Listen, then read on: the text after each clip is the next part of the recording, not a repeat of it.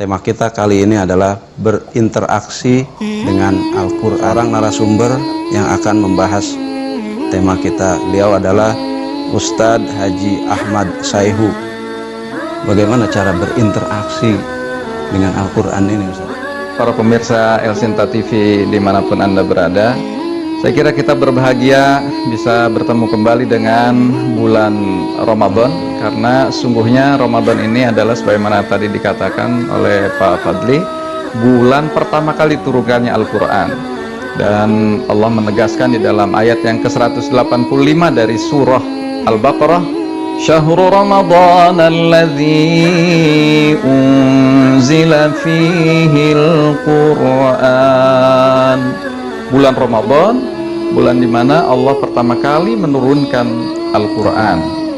Memang ada tahapan-tahapan proses turunnya Quran itu, ya, sebagaimana yang difirmankan oleh Allah Subhanahu wa taala, wabil haqqi anzalnahu wabil haqqi nazal. Dan dengan sebenar-benarnya Allah turunkan Al-Quran itu, anzalnahu turun sekaligus. Dia turun sekaligus dari Lauhul Mahfuz ke langit dunia. Nah, baru setelah itu kemudian wabil haqqi nazal.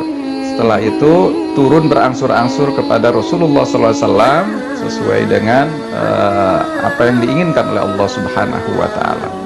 Mana yang ditegaskan di dalam ayat 185 dari surah Al-Baqarah bahwa Al-Quran ini memang digunakan untuk sebagai petunjuk, pedoman kehidupan kita sebagai manusia di dalam menjalani hidup ini.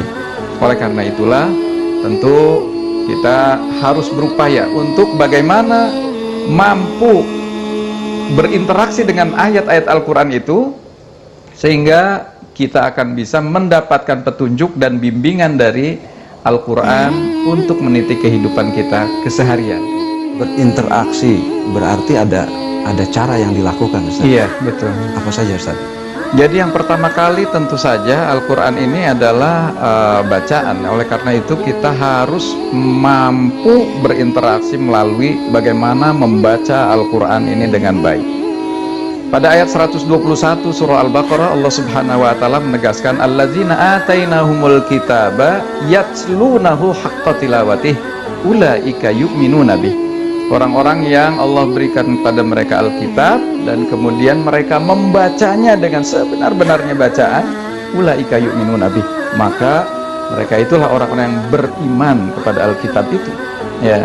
Wa may yakfur bihi fa ulaika humul khasirun. Barang siapa yang ingkar kepada Alkitab, Al-Quran, maka dia tergolong orang-orang yang merugi. Jadi tentu saja harus banyak membaca. Rasulullah SAW pernah mengingatkan pada kita bahwa sebetulnya ketika seorang itu sudah bisa membaca Al-Quran, maka sesungguhnya dia sudah tengah berdialog dengan Allah, ya. Maka dalam sabdanya Rasul mengingatkan, idza ahabba ahadukum ayyuhadditsa rabbahu falyaqra'il Qur'an. Apabila kalian ingin bercakap-cakap, ingin berdialog secara interaktif dengan Allah Subhanahu wa taala, maka bacalah Al-Quran.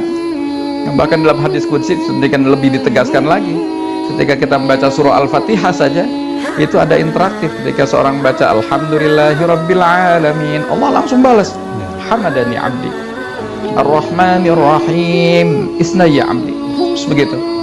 Sehingga interaktif seperti itulah sehingga orang merasakan, oh iya, saya ini tengah berhadapan dengan sang pencipta saya.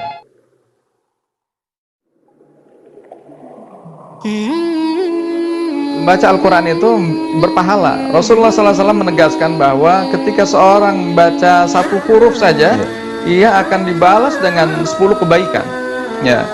Nah, kata Rasulullah SAW, la aqulu alif lam mim harfun, ya, tetapi kata Rasul, alifu harfun wa lamu harfun wa mim harfun. Aku tidak mengatakan bahwa alif lam mim itu satu huruf. Iya. Nah, tapi dia katakan, kata baginda Nabi, alif itu satu huruf sendiri, lam satu huruf sendiri, mim satu huruf sendiri. Jadi membaca alif lam mim tiga huruf. Itu aja udah 30 kebaikan. Nah, jadi berapa banyak yang akan didapatkan oleh seorang yang berinteraksi dengan ayat-ayat Al-Quran itu sedemikian banyak. Nah, itu barangkali yang menyebabkan kenapa para sahabat radhiyallahu anhum sangat ingin mereka itu sesering mungkin membaca Al-Quran. Pernah seorang sahabat bertanya pada baginda Nabi, "Ya Rasul, berapa lama sungguhnya saya harus menghatamkan Al-Quran?" Kemudian dijawab oleh baginda Nabi, "Kamu hatamkan dalam waktu 30 hari." Itu sebabnya kemudian ulama Quran membuat Al-Quran dibagi-bagi menjadi 30 juz. Itu tujuannya agar supaya satu hari dibaca satu juz, 30 hari khatam Quran. Ya, jadi sedemikian sistematisnya. Sahabat tadi masih bertanya, "Ya Rasul, bolehkah aku menghatamkan lebih cepat lagi dari itu?" Maka kata baginda Nabi, "Boleh, hatamkan Al-Quran dalam waktu 1 pekan. Jadi setiap minggu hatam Quran." Nah, kemudian ulama Quran juga membagi-bagi itu, dan di antara pembagiannya adalah biar lebih mudah dihafal, diingat ya. Dia 1/7 Quran itu jadi 3 surah besar yang pertama, jadi Al-Baqarah, Ali Imran, An-Nisa itu bersama dengan Al-Fatihah hari pertama. Hari berikutnya adalah 5 surah berikutnya, dari mulai Al-Maidah sampai kemudian surah At-Taubah. Hari berikutnya lagi 7 surah, hari berikutnya lagi 9 surah, hari berikutnya lagi 11 surah, hari berikutnya 13 surah, sisanya hari ke-7 ya sisanya yang surah-surah pendek.